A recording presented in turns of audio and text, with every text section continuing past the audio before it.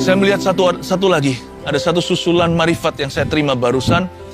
Ada seorang punya pabrik, entah itu pabrik karet atau apa, bikin seperti ban-ban begitu yang akan bangkrut. Anda akan lilit utang bank juga, Tuhan memutarbalikkannya.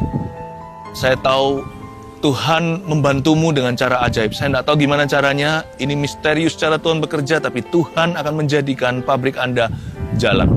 Tidak akan bangkrut. Di dalam nama Yesus Anda bisa kembalikan, bukan hanya bayar bunganya, tapi pokoknya pun kapitalnya Anda mulai bisa tutup hutang Anda pelan-pelan dalam waktu berapa tahun saja, tidak sampai 5, pabrik Anda sudah bebas lunas.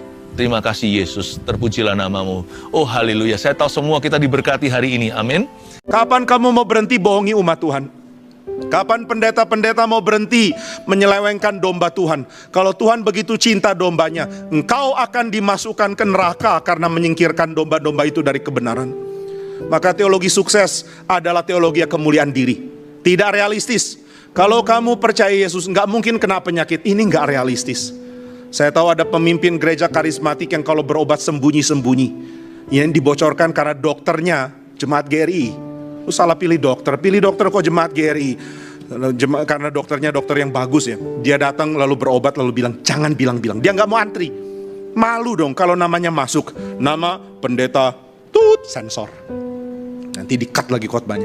Nih pendeta ini. Lalu kenapa nggak mau antri? Malu. Kenapa malu? Nanti datang ditanya, kenapa? Aduh sakit mah.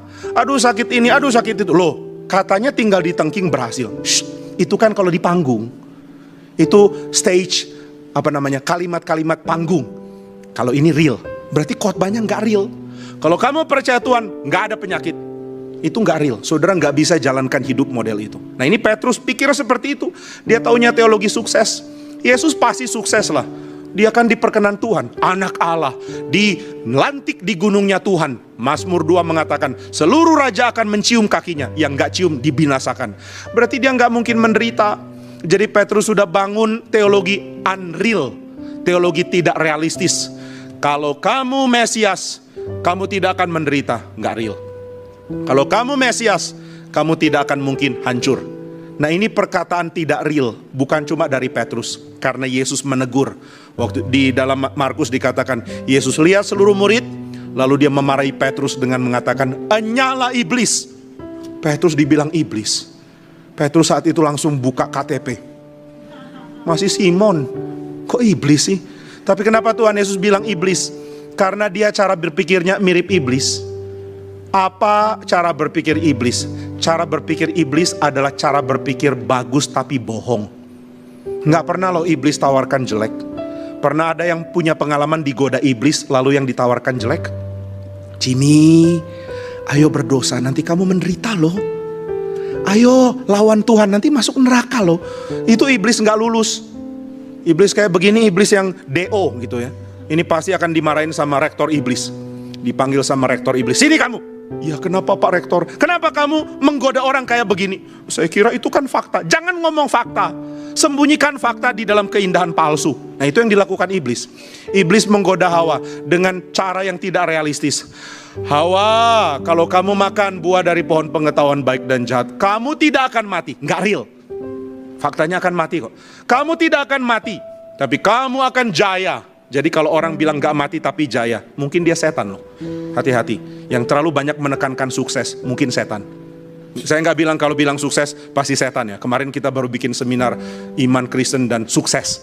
Berarti setan yang pimpin dong. Nah tetapi iblis mengatakan kalau kamu makan kamu tidak mati, kamu akan jadi seperti Allah. Gak real. Mana bisa seperti Allah dengan melawan Allah? Gak mungkin. Kita bisa seperti Allah karena kita jadi gambar Allah yang setia kepada Allah. Jadi iblis tawarkan yang tidak real, tetapi kelihatan bagus. Dari dulu sampai sekarang strateginya sama. Yesus yang mengatakan, hei iblis. Loh kenapa hei iblis? Karena kamu cara berpikirnya mirip manusia yang sudah jatuh dalam dosa. Itu iblis. Iblis memenangkan pikiran kita dengan menawarkan keindahan dan gaya hidup yang tidak realistis. Saudara, banyak orang sudah termakan dengan tawaran hidup yang tidak realistis ini. Kenapa orang bisa kecewa kalau hidupnya sulit? Karena sudah termakan satu propaganda tidak realistis bahwa hidup harusnya nggak sulit. Itu propaganda dari siapa ya? Hidup harusnya nggak sulit. Loh, kok bisa begitu? Kenapa hidupku sulit? Ada orang kecewa, kenapa aku menikah dengan orang yang ternyata bikin hidupku sulit? Loh, kenapa bikin hidup sulit? Karena dia begini. Langsung bikin daftar yang kurang dari pasangan. Pasanganku kurang rajin, pasanganku kurang apa lagi? Kurang gemuk, mungkin nggak terlalu gemuk bahkan. Pasanganku terlalu males, pasanganku terlalu ini, pasanganku bikin hidup sulit. Bikin daftar, lalu menjadi kecewa. Kok hidup kayak begini? Saya kecewa hidup kayak begini. Lalu ditanya balik, emang ada tawaran hidup harusnya kayak gimana? Ya enggak sih. Loh, kenapa bisa kecewa? Saudara kecewa karena ekspektasimu tidak sama dengan realita kan? Apa yang kamu harap dari hidup? Harusnya bahagia. Yang tawarkan siapa? Harusnya hidup gak ada pergumulan. Harusnya kalau aku menikah pasanganku sempurna, mirip Gabriel atau Mikael. Ya nikah aja sama malaikat, tapi malaikat gak mau sama kamu. Gimana dong? Pokoknya hidup harusnya gak menderita. Siapa yang tawarkan? Yang ngomong begitu siapa? Mungkin setan punya propaganda. Lalu kita kecewa. Kenapa kecewa? Karena sudah terlanjur termakan hal yang tidak realistis.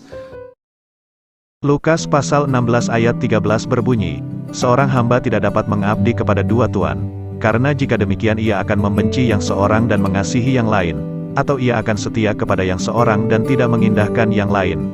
Kamu tidak dapat mengabdi kepada Allah dan kepada Mammon.